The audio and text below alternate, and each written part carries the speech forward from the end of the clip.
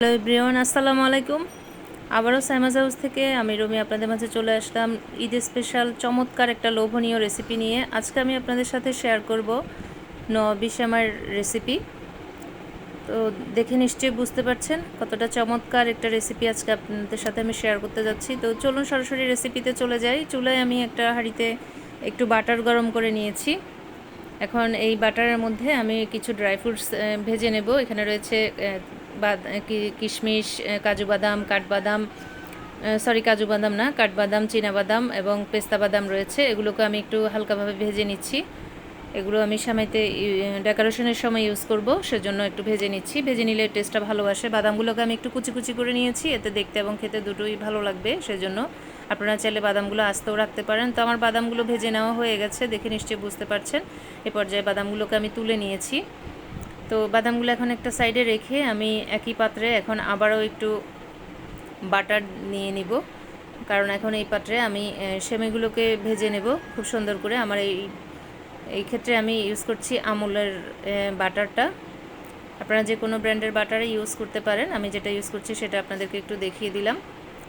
তো আপনারা চাইলে ঘি দিয়েও এই সেমাইটা ভাজতে পারেন, তাহলেও টেস্টটা খারাপ আসবে না। তবে বাটার দিয়ে করলে টেস্টটা বেশি ভালো আসবে, আর আমার কাছে বাটার ছিল, আমি সেজন্য বাটার দিয়ে আজকে রেসিপিটা করছি। তবে তেল দিয়ে কিছুতেই করা যাবে না, কারণ তেল দিয়ে করলে নবী শ্যামার যে পারফেক্ট টেস্ট সেটা কিছুতেই পাওয়া যাবে না। তো আমি বাটারগুলো সুন্দর মতো গরম করে নিচ্ছি। আজকে আমি 1 প্যাকেট সেমাই দিয়ে এই নাস্তাটা তৈরি করে নেব। তো পরিমাণটা আপনারা আপনাদের ফ্যামিলি মেম্বার অনুযায়ী করে নিতে পারেন। খুবই চমৎকার একটা রেসিপি আজকে তৈরি হতে যাচ্ছে। তো আমার বাটারগুলো খুব সুন্দর মতো গলে গেছে। এই পর্যায়ে আমি এখানে কিছু গরম মশলা অ্যাড করে দিয়েছি। এখানে রয়েছে 2টো তেজপাতা এবং একটা দারুচিনি। খুব বেশি গরম মশলা কিন্তু এখানে ইউজ করার কোনোই প্রয়োজন নেই।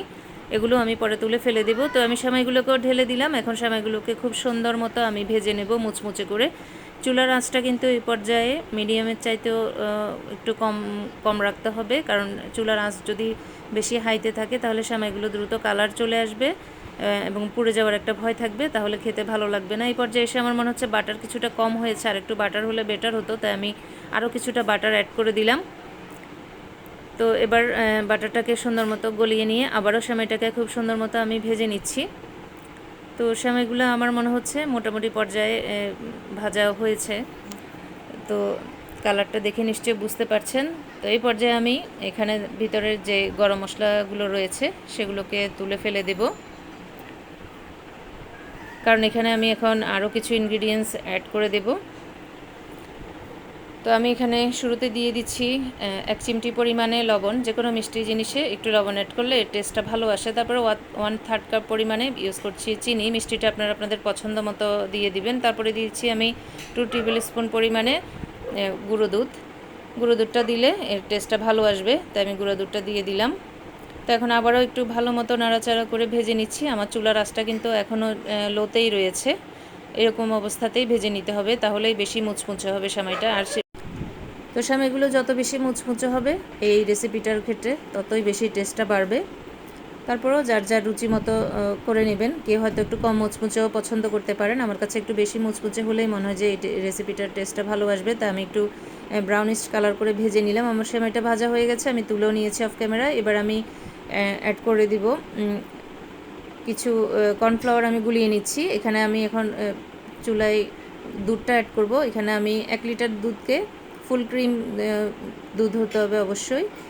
তো আমি ফুল ক্রিম দুধকে 1 লিটার দুধকে জাল করে 1/2 লিটার করে নিয়েছি। তারপর এখানে আমি এখন কর্নফ্লাওয়ারটা অ্যাড করে দিলাম। এখানে 3 টিস্পুন পরিমাণে কর্নফ্লাওয়ার রয়েছে। 1 চিমটি পরিমাণে লবণ অ্যাড করে দিলাম এবং 1/3 কাপ পরিমাণে চিনি অ্যাড করলাম। এখন এখানে ফোস্টার ক্লার্কের ভ্যানিলা এসেন্সটা দিয়ে দিচ্ছি 1/2 টিস্পুন পরিমাণে। এখানে আপনারা যে কোনো ফ্লেভারে অ্যাড করতে পারেন। অনেকে এলাচের গুঁড়োটা পছন্দ করে, সেটাও দিতে পারেন। আমি এতক্ষণ পর্যন্ত কিন্তু চুলাটা জ্বালাইনি, এখন আমি চুলাটা জ্বালিয়ে দিলাম। তো এখন সব কিছু খুব সুন্দর মতো নাড়াচাড়া করে মিশিয়ে নিতে হবে। তো চুলার বলক আসা পর্যন্ত কিন্তু চুলার আঁচটা আপাতত হাইতেই রাখতে হবে। এদিকে আমি কিছু গুঁড়া দুধ নিয়ে নিলাম। এখানে 2 টেবিল স্পুন পরিমাণে গুঁড়া দুধ রয়েছে। এগুলোকে আমি সরাসরি দুধে না ঢেলে একটু পানিতে গুলিয়ে দিলাম, যাতে কোনো লাম্পস না থাকে। তো সুন্দর মতো ঢেলে দিলাম। এখন এটাকে আমি খুব সুন্দর মতো নাড়াচাড়া করে, অনবরত নাড়াচাড়া করে একটা ক্রিমি টেক্সচার আসা পর্যন্ত আমি এটাকে নাড়তে থাকবো। তো যখন বলক এসে যাবে এ পর্যায়ে চুলার আঁচটা কমিয়ে দিতে হবে, যাতে এগুলো পড়ে না যায় সেই পর্যন্ত চুলার আঁচটা রাখতে হবে। রেখে অনবরত নাড়াচাড়া করতে হবে, নাড়াচাড়াটা বজায় রাখতে হবে, তা না হলে নিচে লেগে যাওয়ার একটা ভয় থাকবে। যেহেতু এখানে কর্নফ্লাওয়ার রয়েছে, দুধটা অনেক বেশি ঘন রয়েছে, সে কারণে। তো আমার ক্রিমটা চুলার উপর তৈরি হচ্ছে, আমি অনবরত নাড়াচাড়া করে তৈরি করে নিচ্ছি। এইদিকে আমি একটা পাত্র নিয়ে নিয়েছি সেমাইটা সেট করার জন্য। তো আমি যে সেমাইগুলো ভেজে রেখেছিলাম তার থেকে হাফটা আমি একটা লেয়ারের জন্য এখানে তৈরি করে নিচ্ছি, যাতে ক্রিমটা তৈরি হওয়ার সাথে সাথে গরম গরম সেমাইয়ের মধ্যে সেমাইয়ের ভিতর ঢালা যায় সেজন্য। তো আমি সেমাইটাকে খুব সুন্দর করে সমান করে একটু বিছিয়ে নিচ্ছি, সমান না হলে আবার ভালো লাগবে না, লেয়ারগুলো সুন্দর হবে না। তো আমার এদিকে ক্রিমি টেক্সচারটা চলে এসছে দুধের ভিতর, আমার ক্রিমটা পুরোপুরিভাবে তৈরি হয়ে গেছে। আর বেশি ঘন করা যাবে না, এর থেকে বেশি ঘন করলে আবার শক্ত শক্ত ভাব চলে আসবে। আপনাদেরকে আমি থিকনেসটা একটু দেখিয়ে দিচ্ছি, দেখে নিশ্চয়ই বুঝতে পারছেন। যখন এই পর্যায়ে চলে আসবে ঠিক তখনই আমি চুলার আঁচটা অফ করে দেব, এবং আমি এই গরম গরম ক্রিমটাকে সেমাইয়ের উপরে খুব সুন্দর মতো ঢেলে নেব। এই যে চুলাটা আমি অফ করে দিলাম। তো আমি এবার ক্রিমটা এই সেমাইগুলোর উপরে সুন্দর মতো ঢেলে নিচ্ছি। এই কাজটা অবশ্যই সাবধানতার সাথে করবেন খুব সুন্দর মতো, যাতে ক্রিমটাও সুন্দর মতো পুরো সেমাইটা কভার করা যায় ক্রিম দিয়ে।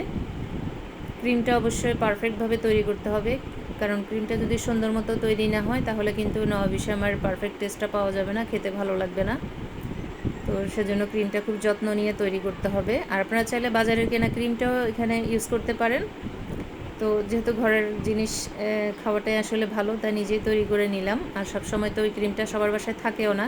তো ক্রিমের লেয়ারটা আমার কমপ্লিট হয়ে গেছে। এর উপরে আমি বাকি যে সেমাইটা রেখেছিলাম সেটা এখন খুব সুন্দর মতো বিছিয়ে দিচ্ছি, অর্থাৎ আরেকটা লেয়ার আমি তৈরি করে নিচ্ছি খুব সুন্দর মতো। তো বাজারের কেনা জিনিসে ভেজাল থাকে, নিজের ঘরে তৈরি করে খেলে সে তার স্বাদ, গন্ধ এবং এর হাইজিনিকও হয়ে থাকে। সে কারণে আমরা অবশ্যই ঘরেই তৈরি করে খাওয়ার চেষ্টা করব, এতে আমাদের স্বাস্থ্য ভালো থাকবে। যারা স্বাস্থ্য সচেতন রয়েছেন তারা অবশ্যই সেটা করবেন। আমি ক্রিমের উপরে সেমাইয়ের দ্বিতীয় লেয়ারটা খুব সুন্দর মতো দিয়ে দিলাম। একটু চেপে চেপে দিতে হবে এক্ষেত্রে, এই জন্য আমি খুব সুন্দর মতো একটু চেপে চেপে সমান করে দিলাম। এবার আমি যে ড্রাই ফ্রুটসগুলো ভেজে রেখেছিলাম সেগুলো এখন সেমাইয়ের উপরে খুব সুন্দর মতো বিছিয়ে দিব। আরেকটা লেয়ার তৈরি করবো আর কি, সেটা হচ্ছে ড্রাই ফ্রুটসের লেয়ার। তো এখানে ড্রাই ফ্রুটস হিসেবে কী ইউজ করেছি সেটা আপনাদেরকে বলেছি, আরও একবার বলে দিচ্ছি। এখানে রয়েছে পেস্তা বাদাম, কাঠবাদাম, চীনাবাদাম এবং কিশমিশ। এখানে আপনারা যে কোনো ড্রাই ফ্রুটসই ইউজ করতে পারেন, আপনাদের ঘরে থাকা যে কোনো ড্রাই ফ্রুটস। আমার কাছে এইগুলো ছিল আজকে, তাই আমি এগুলোই অ্যাড করলাম। তো আমার ড্রাই ফ্রুটসগুলো খুব সুন্দর করে বিছিয়ে দেওয়া হয়ে গেছে, দেখে নিশ্চয়ই বুঝতে পারছেন কতটা সুন্দর করে সাজিয়ে নিয়েছি আমি নবাবী সেমাইটা। তো লেয়ারগুলো কতটা সুন্দর মতো ক্রিয়েট হয়েছে দেখুন।